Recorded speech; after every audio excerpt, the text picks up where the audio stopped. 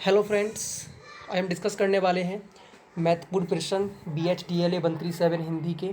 ठीक है, तो इनका कुछ क्वेश्चंस हैं जो इम्पोर्टेंट हैं। अब हिंदी का सब्जेक्ट है, इसमें क्या होता है, संचार का है, मतलब कम्युनिकेशन के बारे में है, तो बहुत ही लेंदी है। इसको मतलब बहुत सारे पॉइंट्स हैं जिनको समझना पड़ता है। तो मैं पहले बताना चाहता हूँ कि जो ये सब्जेक्ट है हिंदी का, तो ये जो बच्चे BCom जी में हैं उनका जो बिजनेस कम्युनिकेशन का सब्जेक्ट है, दोनों में सिमिलरिटी है। अगर आपने बिजनेस कम्युनिकेशन अच्छे से पढ़ा होगा तो आपको ये बहुत अच्छे समझ में आ जाएगा हिंदी, आपको एक्स्ट्रा पढ़ने की नीड नहीं होगी। लेकिन जो BCom जी में नहीं है उनके लिए पढ़ना इंपॉर्टेंट है। तो हम बात करते हैं इसके इंपॉर्टेंट क्वेश्चंस की।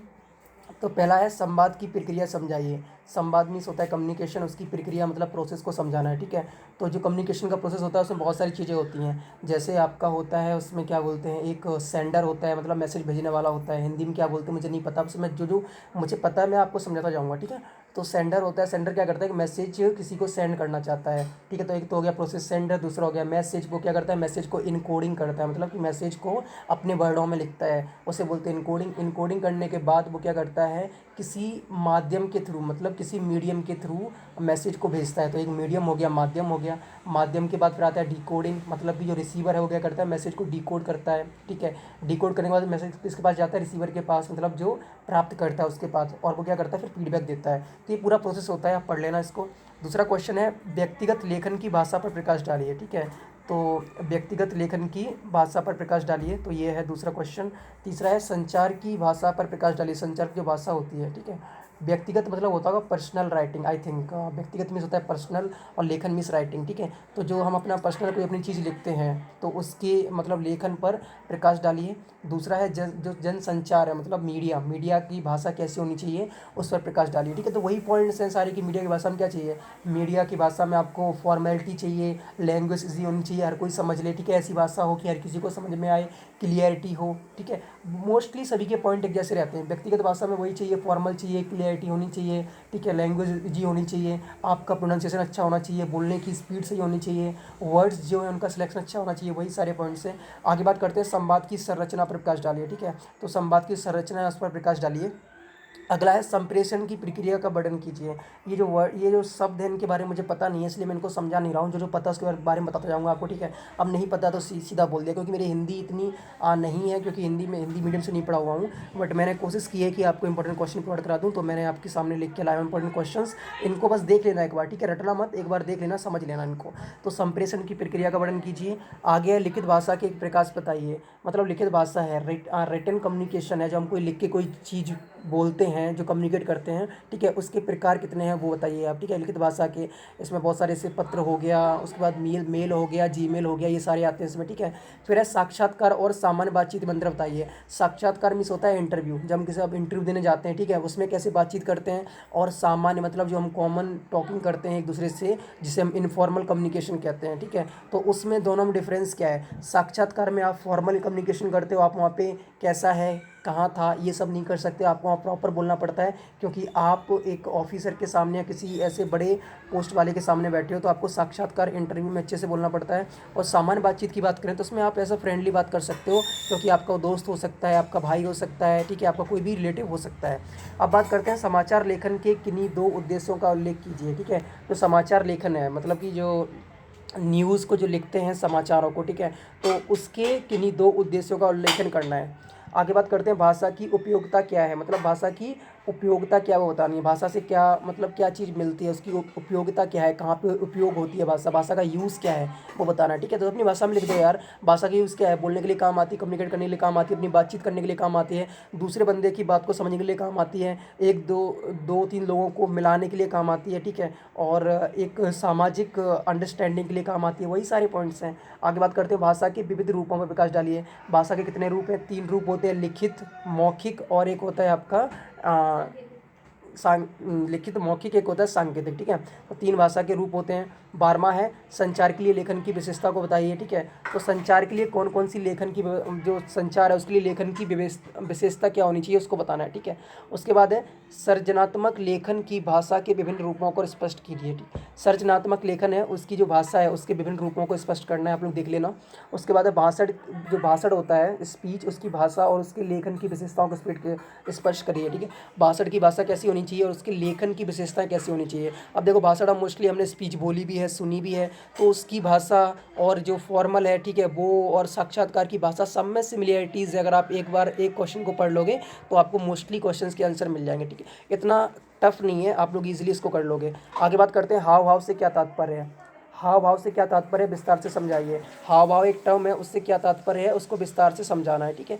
आगे बात करते हैं भाषा संप्रेषण का सशक्त माध्यम, इस कथन पर अपने विचार व्यक्त कीजिए। जो भाषा है वो संप्रेषण का सशक्त माध्यम है, इस कथन पे क्या करना है, आपको विचार प्रकट करना है, ठीक है। आगे है साक्षात्कार के विविध रूपों का परिचय दीजिए। जो इंटरव्यू है उसके कौन कौन से रूप हैं उनका परिचय देना है, कितने टाइप्स के होते हैं। आगे बात करते हैं भाव पल्लवन का आशय उदाहरण सहित दीजिए। जो भाव पल्लवन है उसका आशय देना है उदाहरण के सहित। 19 है दृश्य माध्यम की भाषा की विशेषताएं बताइए, ठीक है। दृश्य माध्यम क्या होता है, हम कोई पिक्चर देख के माध्यम जब करते हैं, जैसे हम कोई चीज़ देख लिया, हमने कोई किसी की पिक्चर देख ली, फिर हमें समझ में आता है कि हाँ ये पिक्चर यहाँ की है, यहाँ पे पेड़ है मतलब जंगल है, और यहाँ पे नदी है, अच्छा है मतलब कि यहाँ पे घूमने गए थे। तो एक पिक्चर की एक दृश्य हम क्या करते हैं, अपनी कम्युनिकेशन करते हैं। तो दृश्य माध्यम की भाषा की विशेषता बताने की उससे क्या इंपॉर्टेंस है। आगे बात करते हैं संप्रेषण के विविध रूपों का परिचय दीजिए। जो संप्रेषण है उसके विविध रूपों का परिचय देना है, ठीक है।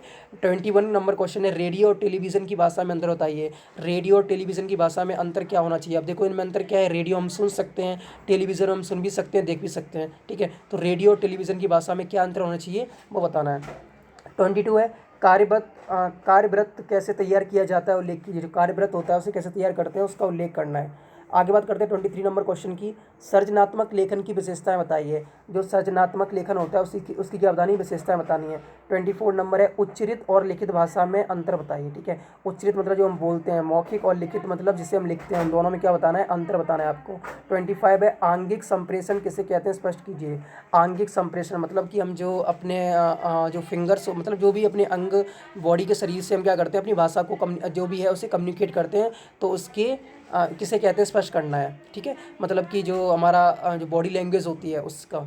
अब बात करते हैं कार्यव्रत कार्यसूची में अंतर स्पष्ट कीजिए। कार्यव्रत और कार्यसूची दोनों में अंतर क्या है, तो आप इन टर्म्स को देख लेना, नेट से देख लेना, पढ़ लेना, ठीक है। क्योंकि मुझे हिंदी अच्छे से पता नहीं है तो मैं एक्सप्लेन नहीं कर पा रहा हूँ, जिनका पता है उसको मैं कर ले रहा हूँ। आगे बात करते हैं कार्यव्रत की लेखन प्रक्रिया पर प्रकाश डालिए। कार्यव्रत है जिसकी लेखन प्रक्रिया उस पर प्रकाश डालना है। संचार माध्यम से आप क्या समझते हैं ये बताना है, ठीक है। संचार जो माध्यम है उससे आप क्या समझते हैं और ये आपको समझाना है। मुक्तिबोध के पक्षों का सार लिखिए। जो मुक्तिबोध होता है उसके जो पक्ष हैं उनका क्या करना है, सार लिखना है। पत्र लेखन के प्रकाशों का उल्लेख कीजिए। पत्र लेखन के जो प्रकार हैं उनका उल्लेख करना है। मोस्टली 2-3 टाइप के होता है फॉर्मल एक होता है इनफॉर्मल, 2 टाइप के होते हैं। तो आपको बताना है पत्र लेखन के प्रकार कौन कौन से हैं, ठीक है। और पत्र लेखन कैसे करते हैं वो भी मतलब देख लेना, पत्र कैसे लिखते हैं फॉर्मल और इनफॉर्मल, ठीक है। बात करते हैं रिपोर्ट, मतलब इसे रिपोर्ट को और क्या बोलते हैं, प्रतिवेदन, हिंदी में बोलते हैं प्रतिवेदन। तो रिपोर्ट का आशय स्पष्ट करते हुए उसके प्रकारों की उल्लेख कीजिए। रिपोर्ट से क्या समझते हैं वो बताना है और उसके कितने प्रकार हैं उनका उल्लेख करना है। 32 है मौखिक संप्रेषण को उदाहरण सहित समझाइए, ठीक है। तो मौखिक संप्रेषण को क्या करना है, कम्युनिकेशन क्या करना है, आपको उदाहरण सहित समझाना है, ठीक है। मतलब ओरल कम्युनिकेशन को आपको क्या करना है, उदाहरण से समझाना है। अब बात करते हैं औपचारिक पत्र के विभिन्न प्रकारों का उल्लेख करते हुए उनकी विशेषता बताइए। जो औपचारिक पत्र मतलब ऑफिशियल लेटर होता है, फॉर्मल लेटर होता है, उसके विभिन्न प्रकारों का उल्लेख करते हुए उनकी विशेषता बतानी है। आपको उसके प्रकार बताने हैं और क्या करना है, उसकी विशेषता बतानी है। 34 है संवाद के किन्हीं 2 रूपों का परिचय दीजिए। जो संवाद है उसके किन्हीं 2 रूपों का क्या करना है, आपको परिचय देना है। 35 है कार्यव्रत तैयार करते समय किन किन बातों का विशेष ध्यान रखना चाहिए। जब आप कार्यव्रत तैयार करते हो तो आपको किन किन बातों का विशेष ध्यान रखना चाहिए। 36 है भाषा के विभिन्न रूपों पर प्रकाश डालिए। भाषा के कितने रूप हैं उन पर क्या करना है, आपको प्रकाश डालना है। 37 है पत्र लेखन एक साहित्यिक विद्या है, इस कथन पर अपने विचार स्पष्ट कीजिए। पत्र लेखन है वो एक साहित्यिक विद्या मतलब लिटरेचर लैंग्वेज है, तो आपको क्या करना है, इस कथन पर अपने विचार प्रकट स्पष्ट करना है। 38 है संप्रेषण के प्रयोजन को लिखिए। जो संप्रेषण है कम्युनिकेशन उसके प्रयोजन को लिखना है। 39 है सरकारी पत्र रूपरेखा तैयार कीजिए। सरकारी पत्र कैसा होता है उसकी रूपरेखा मतलब फॉर्मेट क्या करना है, आपको तैयार करना है, इसको समझना है। और जो लास्ट क्वेश्चन है 40 वो है औपचारिक और अनौपचारिक में अंतर बताइए। औपचारिक लेखन और अनौपचारिक लेखन में क्या करना है, आपको अंतर बताना है, ठीक है। औपचारिक मतलब ऑफिशियल और अनौपचारिक मतलब होता है अनऑफिशियल, दोनों में क्या करना है, अंतर बताना, ठीक है। तो ये सारे क्वेश्चन थे आपके BHDLA के लिए। मैंने इतने सारे क्वेश्चन इसलिए लिए हैं क्योंकि बहुत सारा है, बहुत लेंदी है, इसलिए मैंने सोचा कि आपको पूरा कवर करा देता हूँ। तो अगर आप इन क्वेश्चन को कर लोगे तो आपका जो भी आपका हिंदी का सब्जेक्ट है अच्छे मार्क्स स्कोर कर लोगे। ऑल द बेस्ट आपके एग्ज़ाम्स के लिए। Thank you.